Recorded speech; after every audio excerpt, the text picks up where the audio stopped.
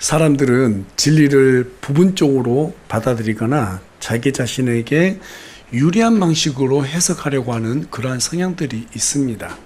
그래서 자연스럽게 양심의 부담을 덜어내고 편한 방식으로 하나님을 믿을 수 있는 방법이 없을까라고 찾게 되죠.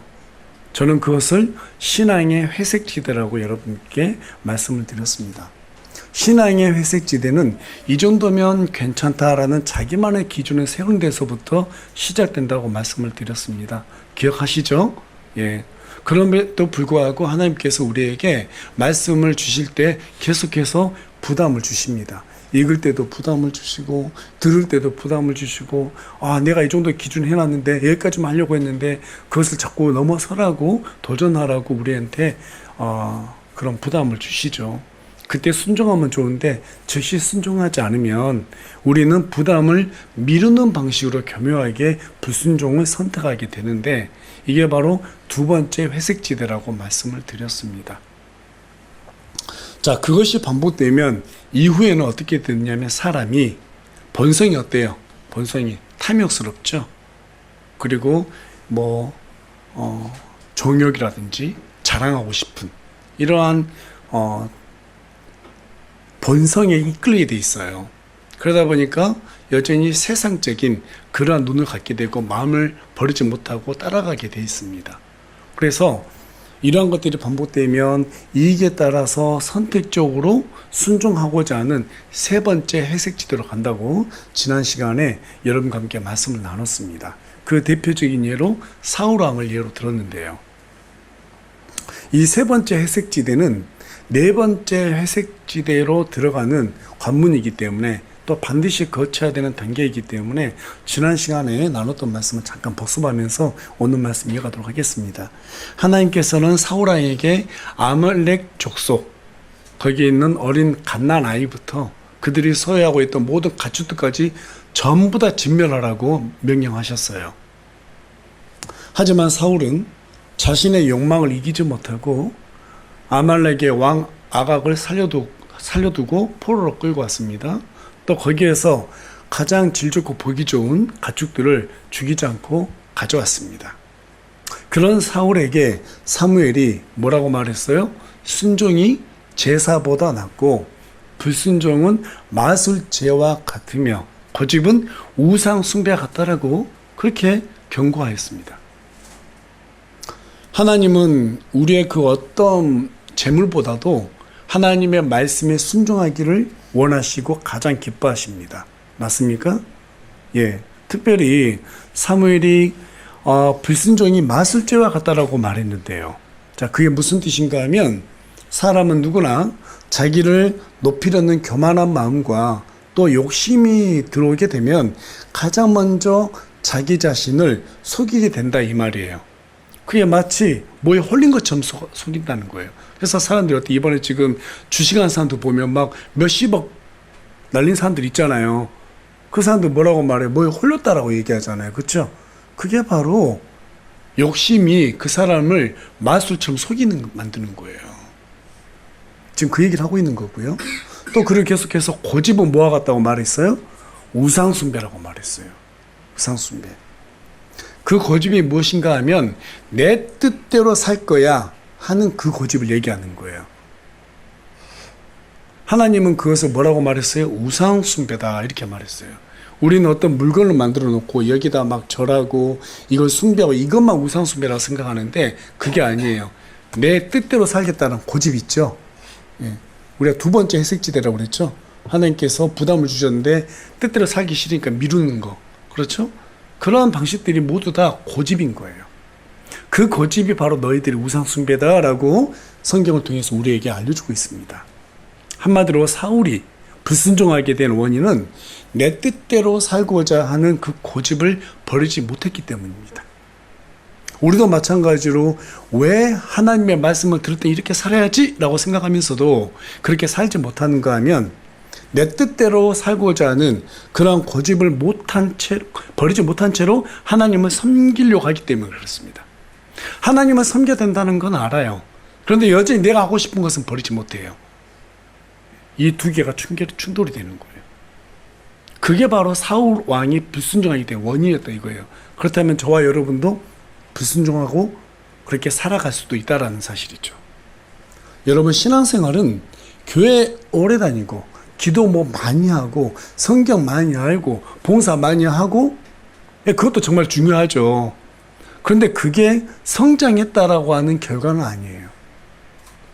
내 뜻대로 살고자 하는 그 고집을 버리는 순간, 그 순간부터 성장은 시작돼요. 형식적으로 얼마든지 교회에 나올 수 있습니다. 형식적으로 기도할 수도 있고 성경 많이 알 수도 있고 봉사할 수도 있어요. 맞죠? 그런데 하나님은 그것보다도 하나님의 말씀에 따라서 순종하는 걸 훨씬 기뻐한다는 거예요. 그게 중요하지 않다는 게 아니라, 우리가 그렇게 살고자 마음에 결단했을 때 우리는 그때부터 신앙이 성장하는 거예요. 그렇지 않으면 지식만 성장하는 거예요. 문제는 모든 신앙의 회색지대가 내 뜻대로 살고 싶은 고집스러운 이 생각과 연결이 되어 있다는 거예요. 하나도 떨어져 있지 않아요. 그래서 예수님은 누구든지 나를 따르려거든 먼저 어떻게 하라고 그랬어요? 자기 자신을 부인하라, 이렇게 말씀하셨어요. 이 말은 어떻게 해야 되는지, 어떻게 사는 게 맞는지 아는데 나는 여전히 내가 원하는 대로 살고 싶어. 그 고집을 버리라는 거예요. 그게 바로 자기 자신을 부인하는 신앙이에요. 그래서 참된 신앙생활은 예수님처럼 내 뜻대로 사는 것이 아니라 아버지 하나님의 뜻대로 살겠다라고 고백하는 그러한 행동에서 나온다. 그러자면 우리는 내가 이 세상에서 가장 원하는 것이 무엇인가 하는 이 질문에 정직하게 답해야 된다라고 토조 목사님의 그 글을 여러분들께 소개해 드렸어요. 기억하시죠? 예. 여러분, 정말로 저와 여러분이 이 세상에서 가장 원하는 게 뭐예요? 돈인가요? 세상적인 명예 성공인가요? 내 자식도 출세하는 건가요? 아니면 정말 내가 유명해지고 많은 사람들 앞에서 자랑거리가 되는 건가요? 진짜 원하는 게 뭔지 우리 스스로가 정직하게 내 자신한테 물어봐야 돼요. 그렇지 않으면 저와 여러분은 네 번째 회색지대로 들어가게 될 수밖에 없어요. 그게 뭔가 하면 적당한 거룩으로 자기 자신을 위장하는 것입니다. 반드시 그 안으로 들어가게 돼 있어요. 적당한 거룩으로 내 자신을 위장하는 것입니다. 조선시대 때 지어진 시 중에 우리 학교 다니면서 많이 이렇게 읊었던 시조가 하나 있습니다. 들으면 기억나실 거예요. 까마귀 검다고 백로야 웃지 말라. 겉이 검은들 속조차 검을 쏘냐.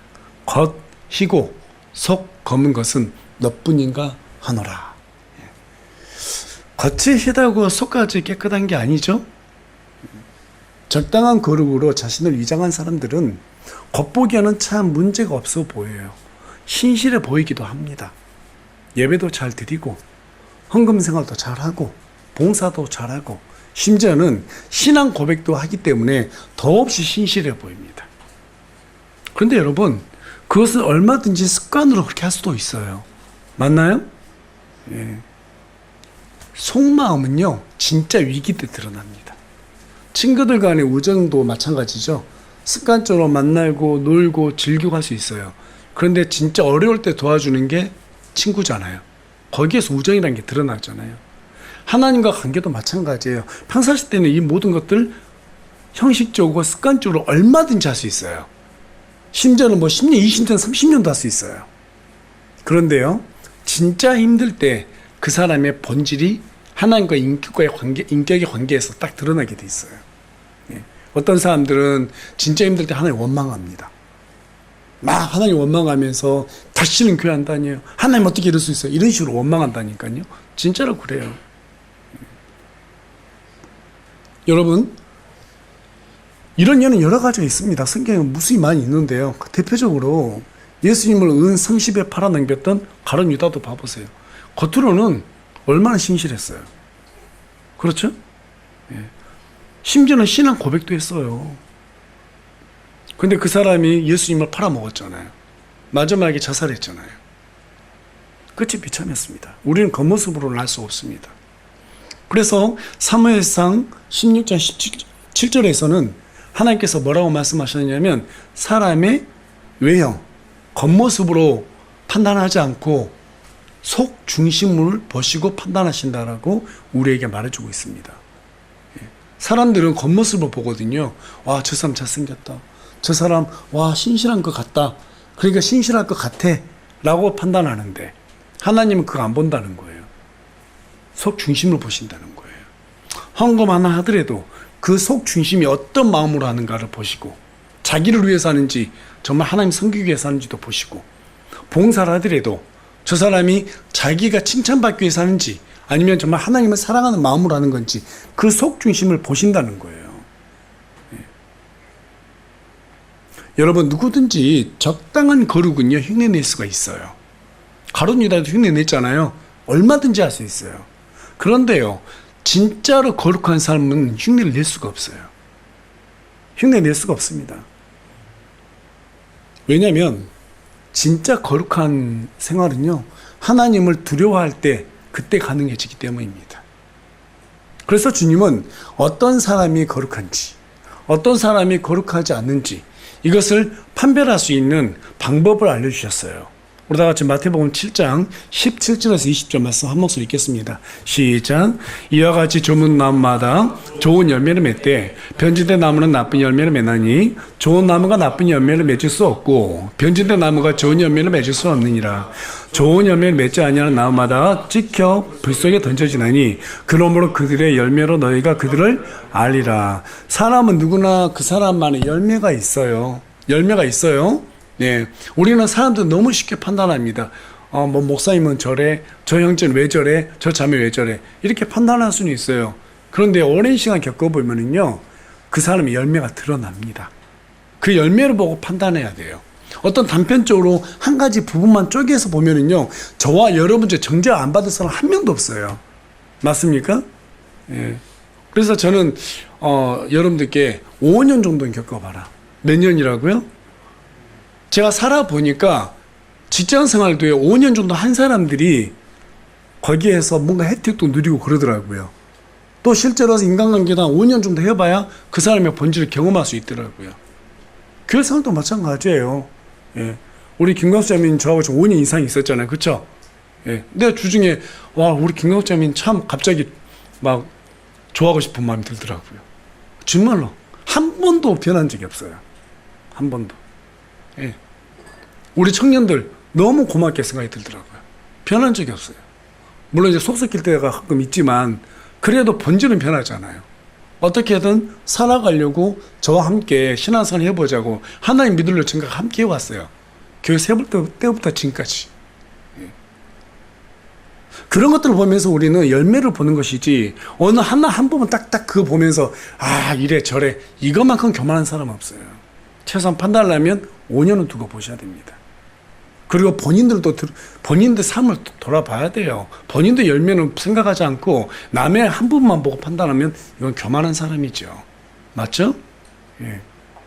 그렇다면 그 열매가 무엇인가? 그 열매가 무엇인가? 갈라디아서 5장 22절 23절 말씀입니다. 이것이 함께 읽겠습니다. 시작.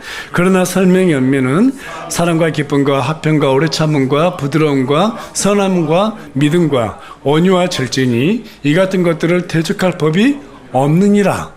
예, 9가지 성령의 열매를 얘기하고 있습니다. 물론 우리가 하나님을 함께 믿고 함께 교회를 섬겨하지만 이 9가지 열매를 저 역시 포함해서 누구든지 전부 다 소유하기 어렵고 다 열매를 낼 수는 없어요. 맞죠? 하지만 히브리서 6장 9절에서는 구원받은 사람은 그에 따른 뭐가 있다 그래요. 열매 있다라고 말하고 있습니다. 그러니까 부분적으로라도 드러난다는 거예요. 어떤 사람은 특별히 사랑이 많은 사람도 있고 어떤 사람은 기쁨과 화평으로 힘쓰는 사람이 있고 어떤 사람은 오래 참고 부드럽고 선하고 그렇죠? 예, 우리 박장경제처럼 이렇게 사람들 참아주고 예, 또 이렇게 정말 온유하거든요. 우리 장경제가. 이런 사람들도 있고 예, 또 어떤 모습이든지 절제하면서 사람들에게 이렇게 해야 된다 저렇게 해야 된다라고 하면서 또 격려해 준 사람들도 있습니다. 다 모양이 다른 거예요. 열매 양도 다 다른 거예요. 예, 그렇습니다. 그래서 제가 여러분들께 말씀드리고 싶은 것은 어떤 사람은 시간이 지나도 변치 않는 이러한 사랑으로 관계를 살리는 그런 열매를 내는 사람이 있는가 하면 반대로 시기와 질투로 관계를 깨트리는 사람이 있더라는 거죠. 어떤 사람은 항상 기쁨과 화평으로 사람들의 마음을 살리고 공동체를 세우는 그러한 열매를 내는가 하면 불평불만으로 사람들을 지치게 하는 사람들이 있어요. 맞아요? 예. 또 어떤 사람들은요, 오래 참고 부드럽고 선한 마음, 예, 이런 마음으로 지체들을 품어주고, 예, 세워줍니다. 반면에 어떤 사람들은 분노와 거친 말로 지체들을 주눅들게 만드는 사람들이 있어요. 또 어떤 사람들은 믿음과 온유와 절제로 자신들을 잘 다스리고 교회와 지체들을 신실하게 섬기는 그런 열매를 내는가 하면 반대로 감정과 욕심으로 공동체에 해를 끼치는 사람들이 있습니다. 자기 욕심들을 챙기기 위해서, 자기를 드러내기 위해서. 그러니까 열매를 보면 그 사람을 알 수 있다라고 말씀하신 주님의 말씀이 정말 100% 옳은 거예요. 좋은 열매를 내는 사람은 말씀을 거울 삼습니다. 그리고 자기 자신을 거기에 비춰요. 내가 얼마나 부족한지를 반성을 해요. 하지만 나쁜 열매를 내는 사람들은 교만하기 짝이 없기 때문에 자기가 어떤 상태인지 모르고 말을 내뱉어요. 남들에게는 혹독할 만큼 강한 잣대를 들이댑니다. 예. 그들에게는 남들이 모르는 계명 하나 더 있어요. 들키지 마라. 뭐라고요? 11계명이에요.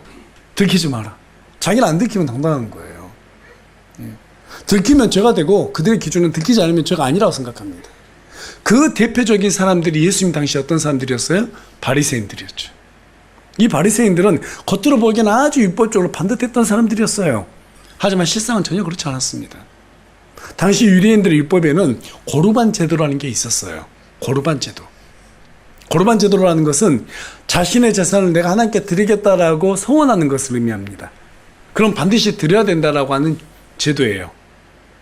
그런데 이 바리새인들은요, 이 제도를 악용해서 늙은 부모를 봉양하는 책임을 버렸습니다. 예를 들어서 이거죠. 늙은 부모가 아들에게 찾아와서 아들아 내가 지금 형편이 어려우니 날 좀 도와다오 이렇게 말하면 바리새인들은 뭐라고 말했어요? 제가 하나님께 고르반 서약을 했습니다. 하나님께 내 재산을 드리기로 서약했습니다. 그래서 어머니 아버지한테 드릴 돈이 없어요. 죄송합니다. 라고 하면서 교묘하게 너희 부모를 공경하라고 하는 다섯 번째 십계명을 내다 던져버린 거예요. 아주 교묘하죠? 율법으로 율법을 어기는 이런 아주 교묘한 방식을 선택했다라는 거죠. 그렇다고 그들이 성원한 제물을 하나님께 드렸냐? 아니요, 드리지도 않았어요. 고르반 제도는요, 헌물을 서원하게 되면 당장 드려야 되는 게 아니에요. 언젠가는 드리면 되는 거예요. 그러니까 미루다가 나중에는 그냥 안 드리는 거예요. 누가 어떻게 알아요? 10년, 20년 지나면. 모르잖아요. 그 정도 되면 부모님도 돌아가실 거 아니에요. 그러면 서원을 안 하는 거예요. 그 서원을 깨트려 버리는 거예요.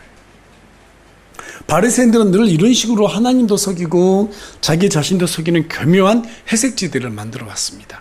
그리고 그 회색지들은 갈수록 더 단단해졌습니다. 그 대표적인 게 바로 11조였죠. 우리 예수님께서 너희들이 근처에 회양과 11조 드리되 사랑과 의는 저버렸도다. 이렇게 바리새인들에게 책망했단 말이에요. 왜 그렇게 말씀하시냐면 그들은 겉으로는 작은 채소 하나, 향신료 한 줌까지도 빠짐없이 구별해서 11조를 하나님께 드렸어요. 얼마나 겉보기엔 신실해요? 그런데 정작 힘들고 가난한 사람들이 와서 손을 내밀면 철저히 외면했어요. 오히려 그런 사람들에게 게으르다고 정죄했습니다. 그리고 자신들은 율법대로 했기 때문에 이미 충분히 거룩하다라고 생각했어요. 그렇게 그들은 겉으로만 하나님께 순종하는 척하면서 적당한 거룩으로 자신들의 위선과 가식, 그런 회색지대를 더 단단하게 굳혔다는 사실이죠. 왜 이 말씀을 우리가 함께 나누고 있을까요? 저와 여러분도 그럴 가능성이 얼마든지 있기 때문이죠. 맞습니까? 예. 그러니까 우리가 정직하지 않으면 우리가 이렇게 되는 거예요. 하나님을 두려워하지 않고 그분을 앞에서 우리가 정직하게 우리 자신을 돌아다보지 않으면 우리도 얼마든지 이렇게 될 수 있다는 사실입니다. 성경은 그것을 경고하기 위해서 바리새인이라는 서기관들 이런 율법 박사들, 제사장들, 이들을 소개하면서 우리에게 너희들도 그와 뭐가 다른지 한번 비교해보라고 말해주고 있는 거예요. 자, 그런 위선자들에게 우리 예수님이 뭐라고 하셨는가? 다 같이 마태복음 23장 27절에서 28절 한 목소리 읽겠습니다. 시작. 서기관들과 바리새인들, 위선자들아, 너에게 화가 있을지어다. 너희는 마치 회칠한 돌무덤 같도다. 그것은 겉으로는 참으로 아름답게 보이나 속은 죽은 사람의 뼈와 모든 부정한 것으로 가득하도다. 이와 같이 너희도 또한 겉으로는 사람들에게 의롭게 보이나 속은 위선과 불법으로 가득하도다. 우리 주님은 위선자들에게 지금 뭐라고 말씀하시냐면, 여러분, 무덤이 있으면 그 밑에는 어때요? 썩은 시체가 있죠. 그 시체에서 뭐가 생겨요? 구더기들이 생기죠. 그리고 시간 지나면 그 시체에서 썩은 물이 흘러나오죠. 그렇죠? 우리 예수님이 보시기에 저와 여러분이 남들을 정죄하면서 본인은 안 들켰기 때문에 괜찮다는 식으로 연기하는 걸 보면서 그와 같이 썩었다고 얘기하는 거예요. 썩었다. 예수님은 그런 위선자들을 가장 미워하셨어요. 그리고 실제로 그 위선자들이 예수님을 잡아 죽였습니다. 맞습니까? 그래서 우리 교회에서는 그런 위선자가 있으면 안 돼요. 아주 제가 질렸어요, 그런 사람들한테. 저와 여러분이 누굴 정죄하고 싶거든, 가르치려고 하거든, 내 자신부터 돌아보고 신중하게 말을 꺼내야 됩니다. 맞습니까? 내가 내 뱉은 말이 나중에 나한테 부메랑으로 그대로 돌아온다고 예수님께서는 무엇을 판단하든지 너희들이 판단한 그 잣대로 척도로 우리를 어때요? 판단하신다고 말씀하셨어요. 그걸 두려워야 된다 이 말이에요. 그래야 우리가 위선자의 늪에 빠지지 않는다 이 말입니다. 계속해서 마태복음 23장 33절 말씀도 읽겠습니다. 시작. 너희 뱀들아, 독사의 세대들아, 어찌 너희가 지옥의 정죄를 피할 수 있느냐. 구원받은 사람은 지옥에 안 가죠, 당연히. 그러나 구원받고도 위선적인 행동을 할 수 있어요, 없어요? 할 수 있어요. 이 땅에서 그런 징계를 받습니다. 여러분, 구원받은 사람들이 지옥 간다 이 말 아니에요? 그런데 얼마든지 우리도 믿지 않는 자들처럼 그렇게 위선적인 행동을 하게 되면 예수님 보시기에는 이 독사의 세대와 크게 다를 것이 없다라고 보는 거예요. 그렇게 되면 나중에 우리가 얻을 보상들이 완전히 전부 다 불에 타버린다고 히브리서 6장 우리에게 경고해주고 있습니다. 여러분, 교회 생활 오래 하다 보면은요, 보고 배운 것이 있어요. 학습한 게 있다 이 말이에요. 그래서 우리는 어떻게 해야지 사람들 앞에서 거룩하게 보일 수 있는지를 너무나 잘할 수 있어요. 그래서 우리 예수님께서는 먼저 된 자가 나중 된다고 그랬죠. 여기서 아마 제가 가장 예수님을 많이 믿는 사람에 속할 거예요. 그러니까 저 같은 이런 목사들이 제일 문제가 심각한 거예요. 너무 많이 알거든요. 그러니까 연기를 기가 막히게 잘할 수 있는 거예요. 그러니까 교회를 내가 10년, 20년, 30년, 40년 다녔다? 조심해야 된다 이 말이에요. 학습이 이미 돼 있어요. 어떻게 하면 거룩한 척 할 수 있는지, 어떻게 하면 사람들한테 잘 보일 수 있는지 너무 잘 알아요. 거기에는 거의 박사급이에요. 맞죠? 하지만 여러분, 그 속에 하나님의 두려워하는 그런 마음이 없으면은요, 아무리 본인들이 뭔가 열심히 하고 사람들 앞에서 거룩하게 보인다 하더라도 그것은 아무짝에 쓸모가 없는 거예요. 하나님을 정말 두려워하고 하나님의 뜻대로 살고자 하는 의지가 없다면 우리는 갑각류 크리스찬이 되고 맙니다. 어떤 크리스찬이요? 갑각류 크리스찬. 겉만 단단하고 속은 아무것도 없는 그런 갑각류 크리스찬이 되버려요. 우리가 신앙의 회색지대를 경계해야 되는 이유가 있다면 바로 이 때문입니다. 다시 한번 말씀드리지만 여러분, 적당한 거룩은 누구나 흉내낼 수 있습니다. 발람도 하나님을 아는 지식이 있었고 가룟 유다도 신앙 고백했습니다. 지식이 있다고 해서 거룩해지는 것도 아니고 신앙 고백 100번 1000번 한다 해서 거룩하게 살아낼 수 있는 것도 아닙니다. 내 뜻을 버리고 내가 내 마음대로 살겠다는 그 고집 버리고 나는 딱 여기까지만 하겠다라는 그 고집 버리고 하나님의 생각을 품어야 돼요. 하나님의 말씀을, 하나님의 생각을, 하나님이 원하시는 것을 내 마음에 품어야 돼요. 그렇지 않으면 우리는 각각의 크리스찬이 됩니다. 그리고 무엇보다도 하나님을 두려워해야 됩니다. 하나님을 두려워야 된다 이 말은 무슨 말이냐면 자기 자신을 속이고 죄 가운데 살아갈 때 하나님의 보호하심이 나를 떠나간다 이 말이에요. 그렇게 되면 우리는 너무나 피폐한 삶을 살아갈 수밖에 없어요. 여러분 사울왕 봐보세요. 하나님이 떠나가니까 어떻게 됐어요? 두려움에 떨게 되죠. 잠을 못 자요. 평생 두려움에 떨어요. 미래가 염려가 돼요. 어떻게 되지? 어떻게 되지? 결국 그러다가 누굴 찾아갔어요? 무당 찾아가요. 무당. 여러분 하나님 믿는 사람 무당 찾아가면 돼요? 안 돼요? 그 사람 가짜죠? 그 지경까지 되는 거예요. 사울은 구원받은 사람이었어요. 그게 놀라운 일이에요. 우리가 놀라야 될 포인트예요. 저와 여러분도 그렇게 될 수 있다 이 말이에요. 하나님을 두려워하시기 바랍니다. 예. 그래서 주님은 우리에게 뭐라고 말씀하셨는가 하면 마태복음 7장 13절 14절에 가서 보니까 너희는 좁은 문으로 들어가라. 멸망으로 인도하는 문은 넓고 길이 널찍하여 거기로 들어가는 자들이 많고 생명으로 인도하는 문은 좁고 길이 협착하여 그것을 찾는 자들이 적으니라. 여러분 예수님은 좁은 문이라고 하셨어요. 우리의 뜻대로 살고 싶은 그 길은 넓은 문이에요. 아 귀찮아. 아 예배 가기 싫어. 아 하나님께 기도하기 싫어. 아 헌금하기 싫어. 교회에서 자꾸 목사님 뭐 하라고 그러는데 아 그것도 귀찮아. 그 넓은 문이에요. 아, 그렇게 살아도 돼요. 본인들 뜻인데 어떻게 하겠어요. 근데 우리 예수님은 우리를 위해서 죽어주셨잖아요. 그렇죠? 은혜를 아는 사람들은요, 아 예수님이 나를 위해서 십자가에 못 박히셨는데 네, 이 정도는 해야지. 그렇죠? 그게 은혜를 아는 사람들이에요. 우리를 대신해서 죽어주셨잖아요. 맞죠? 그 은혜가 있는 사람들은요, 좁은 문, 그래, 힘들어. 도전해보자. 또 안 돼요. 도전해보자. 또 안 돼요. 그런데 계속 도전하다 보면 어느 순간부터는 체력이 붙어요. 맞습니까?